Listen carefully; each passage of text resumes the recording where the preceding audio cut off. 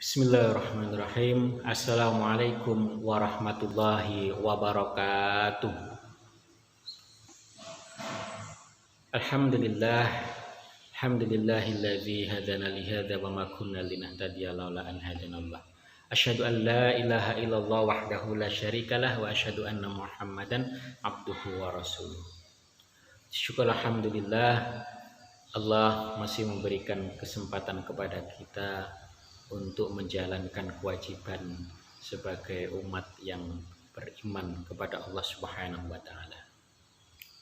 Pada pertemuan kali ini kita akan membahas tentang ajaran Islam yang meliputi sumber, pengertian, tujuan, ruang lingkup, dan karakteristik ajaran Islam. Secara etimologi, Islam berasal dari kata aslama yuslimu islaman yang berakar dari kata salima yang mempunyai arti damai, selamat, patuh, tunduk, dan berserah diri. Itu arti kata Islam secara etimologi. Aslama yang berarti berserah diri kepada Allah Subhanahu wa taala. Seperti firman Allah dalam surat Ali Imran ayat 83. Silm yang berarti damai atau kasih sayang. Islam ialah agama yang mengajarkan damai dan kasih sayang tanpa membedakan sara dan status sosial, bukan menebar kebencian, bukan pencaci maki. Allah Subhanahu wa taala berfirman dalam surat Al-Baqarah ayat 208 yang berbunyi A'udzubillahi minasyaitonirrajim. Bismillahirrahmanirrahim. Ya ayyuhalladzina amanu dkhulu fis-silmi kafah wa la tattabi'u khutuwatis syaiton innahu kana lakum aduwwum mubin. Wahai orang-orang yang beriman, masuklah ke dalam agama Islam secara sempurna, kafah. Ini merupakan sebuah anjuran dari ajaran agama Islam. Dan janganlah kamu mengikuti jalan-jalan syaitan, karena sesungguhnya dia adalah musuh yang nyata. Adapun salim dan salam artinya adalah selamat dan sejahtera.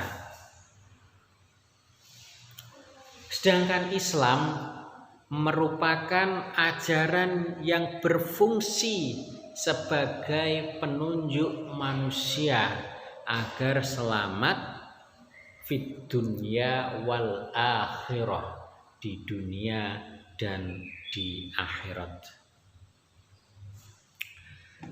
Karakteristik ajaran Islam. Islam merupakan agama universal untuk seluruh umat manusia, bahkan untuk jin dan seluruh alam. Dan Allah merupakan Tuhan sesembahan semesta alam. Alhamdulillahi Rabbil Alamin. Tuhan semesta alam. Wa ma arsalnaka illa rahmatan lil alamin. Dan tidaklah kami mengutus engkau.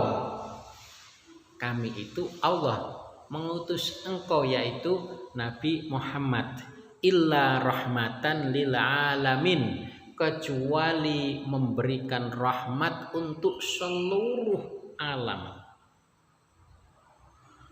baik itu manusia, jin, hewan, tumbuhan, semuanya mendapatkan rahmat dari Allah Subhanahu wa ta'ala.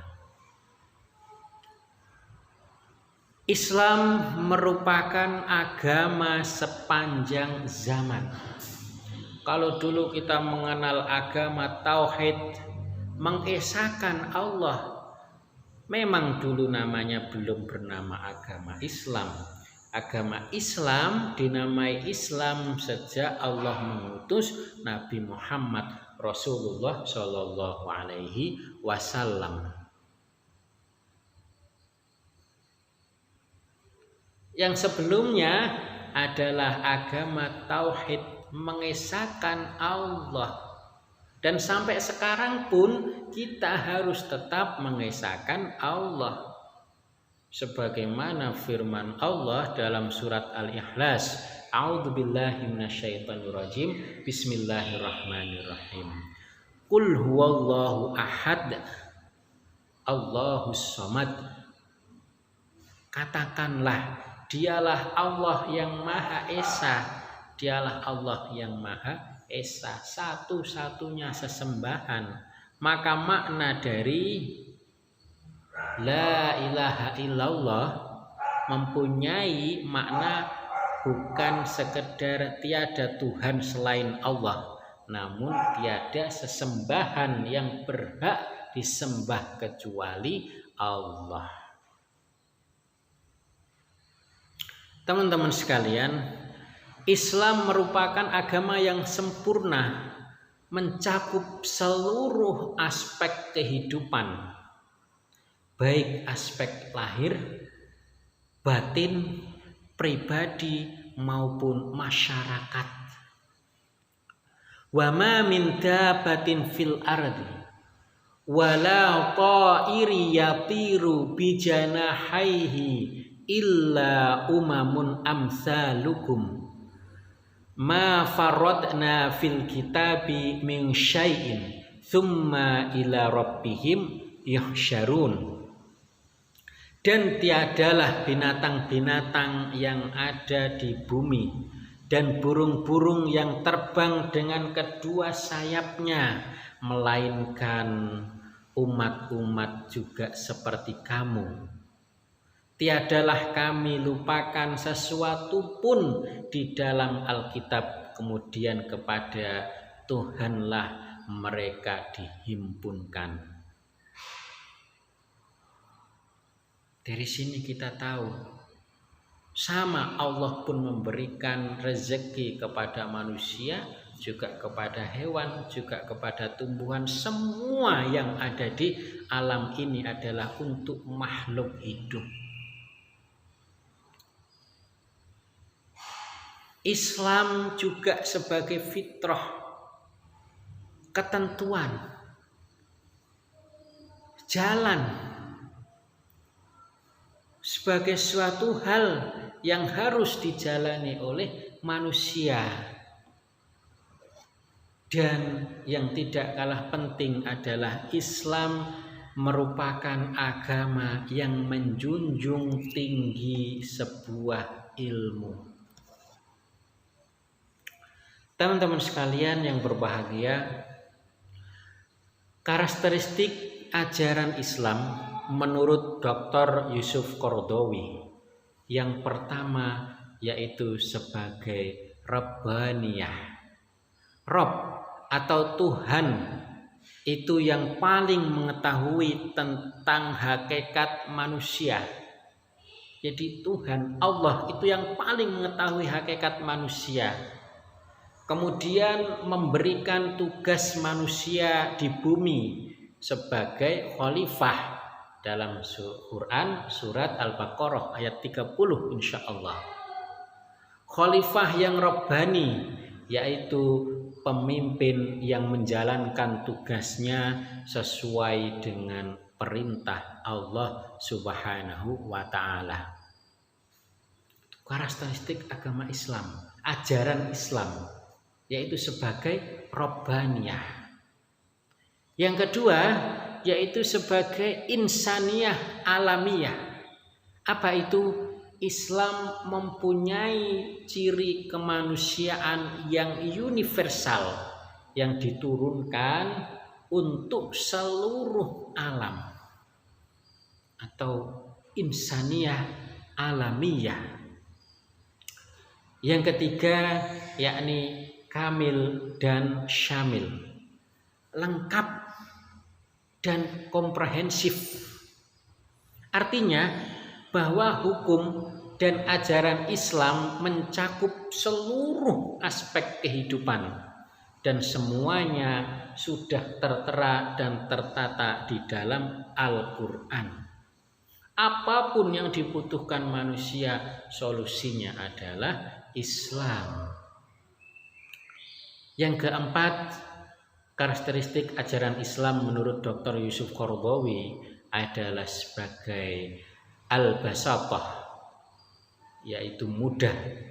Ajaran Islam itu memudahkan untuk dikerjakan, memudahkan segala urusan, tidak ada kesulitan. Inna ma'al usri yusra, sesungguhnya bersama kesulitan ada kemudahan. Bersama ada kata ma'a, bukan ba'da. Jadi orang kalau merasa kesulitan, di situ pasti ada jalan. Kembalilah kepada Allah. Tidak membebankan manusia, melainkan sesuai kemampuan. La yukallifullahu nafsan illa wus'aha. Sebagaimana manusia itu mampu, maka Allah akan memberikan itu. Semakin orang itu kuat, maka Allah akan memberikan lebih kuat lagi. Ibarat kata pepatah, semakin tinggi dan rindang pohon itu, maka akan semakin kencang angin bertiup. Yang kelima, yakni al-adalah. Artinya tujuan ajaran Islam itu untuk menegakkan keadilan dan mewujudkan persaudaraan di tengah manusia. Ibadallah, innallaha ya'murukum bil adli. Sesungguhnya Allah memerintahkan kepada kamu semua bil adli, dengan adil. Karena Islam adalah menuntun kepada keadilan, kepada kebaikan, dan mewujudkan persaudaraan, lita'arofu, saling mengenal. Ya ayuhan nasu inna khalaqnakum min dzakarin wa untha wa ja'alnakum syu'uban wa qabaila lita'arafu. Wahai sekalian manusia, sesungguhnya kami Allah menciptakan kamu dari laki-laki dan perempuan. Wa ja'alnakum syu'uban wa qabaila, dan menjadikan kamu bersuku-suku dan berbangsa-bangsa. Untuk apa tujuannya? Yaitu lita'arafu, supaya saling mengenal. Bukan saling caci maki, bukan saling menghina, bukan saling mengejek, bukan saling mencela dan mencemooh, karena hakikatnya kita adalah sama di hadapan Allah. Yang keenam, yaitu karakteristik ajaran Islam, tawazun. Islam mengajarkan keseimbangan antara jasad dan ruh, dunia dan akhirat, seimbang. Yang ketujuh adalah paduan antara sabat tetap dan murunah atau menerima perubahan. Islam berpegang pada pokok ajaran, tidak berubah, dan murunah menerima perubahan pada cabang, sarana, dan cara-caranya. Berpegang kepada pokok ajaran, yaitu ajaran Islam, Al-Quran dan hadis, dengan cara-cara yang diajarkan oleh Rasulullah. Ruang lingkup ajaran Islam. Dalam Islam ada ruang lingkup. Yang pertama adalah akidah. Secara bahasa simpul, ikatan, perjanjian yang kokoh. Secara istilah, perkara yang wajib diyakini kebenarannya oleh hati dan akan mendatangkan ketentraman jiwa. Itu yang disebut sebagai akidah. Yang kedua yaitu ibadah, menyembah, taat, menurut, mengikuti, menghambakan diri dan tunduk kepada Allah. Yang ketiga ada yang namanya syariah, metode, jalan atas suatu jalan yang harus dilalui oleh manusia, yaitu syariah. Dan yang keempat ada yang namanya akhlak atau tabiat, budi pekerti, perilaku, kebiasaan, kelakuan yang dilakukan oleh manusia. Teman-teman sekalian, yang selanjutnya ada yang namanya sumber ajaran agama Islam. Yang pertama adalah Al-Quran. Yang kedua adalah hadis. Yang ketiga adalah ijtihad atau ra'yu. Apa itu Al-Quran? Al-Quran adalah wahyu yang diturunkan oleh Allah melalui malaikat Jibril kepada Nabi Muhammad. Al-Quran berfungsi sebagai pegangan dan pedoman bagi umat Islam, dan isinya mencakup isi dari kitab-kitab terdahulu. Dan Al-Quran itu sebagai bukti kebenaran risalah diutusnya Nabi Muhammad Rasulullah Shallallahu Alaihi Wasallam. Yang kedua sumber ajaran Islam adalah hadis. Hadis merupakan sarana untuk mempertegas hukum yang ada dalam Al-Quran, memperjelas dan memperinci hal yang diterangkan secara global oleh Al-Quran. Yang ketiga, menetapkan hukum yang belum ada dalam Al-Quran. Yang ketiga yaitu ijtihad atau ra'yu. Apabila suatu hukum tidak dijumpai dalam Al-Quran maupun hadis, maka ulama diperbolehkan untuk berijtihad, berpendapat, menentukan pendapat apakah ini halal ataukah haram. Itu namanya ijtihad. Ijtihad berlaku di bidang hukum saja, dan ulama sepakat bahwa ijtihad itu dibenarkan. Perbedaan karena ada perbedaan, maka ijtihad ini harus dilakukan oleh orang mujtahid, orang yang berilmu. Biasanya dilakukan oleh para ulama, para orang-orang yang hafal Al-Quran, banyak hafalan hadisnya, dia mengerti makna tafsir yang terkandung dalam Al-Quran dan hadis, maka dia diperbolehkan untuk beristihad.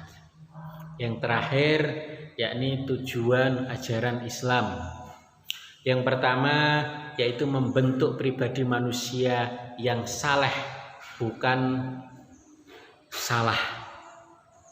Yang kedua, membentuk keluarga yang baik dengan ajaran agama Islam. Seorang yang berkeluarga dituntun dan dituntut oleh Allah untuk menjadi keluarga yang sakinah, mawaddah, warahmah. Yang ketiga yakni membangun masyarakat yang beradab. Masyarakat kalau sudah masuk ke dalam lingkungan ajaran Islam beradab. Kita lihat berapa ratus tahun yang lalu, 1440 tahun yang lalu, sebelum Allah menurunkan Al-Quran, sebelum Allah mengutus Nabi Muhammad, kita lihat bahwa Arab pada waktu itu rusak, hancur, tidak beradab. Ketika ada bayi yang lahir perempuan, dibunuh hidup-hidup. Bayi yang lahir, mohon maaf, berkulit hitam, dikubur hidup-hidup. Karena mereka mengatakan kasta bawah, kasta rendah. Maka Allah mengutus Nabi Muhammad. Innama bu'istu liutamimma makarimal akhlak. Sesungguhnya aku diutus oleh Allah untuk menyempurnakan akhlak, supaya menjadi beradab dengan ajaran agama Islam. Yang keempat, tujuan ajaran Islam adalah membangun umat yang baik. Yang kelima adalah membentuk kekuasaan yang baik. Maka sebuah kekuasaan jika ingin baik, dia harus berada dalam lingkup ajaran agama Islam. Yang keenam, yakni menyeru kepada kebaikan dalam kemanusiaan, saling membantu, saling memberi, saling mengerti antara satu sama yang lainnya. Itu sebuah tuntunan dan tuntutan dari ajaran agama Islam. Demikianlah pertemuan kali ini, mudah-mudahan bermanfaat. Akhirul kalam, wassalamualaikum warahmatullahi wabarakatuh.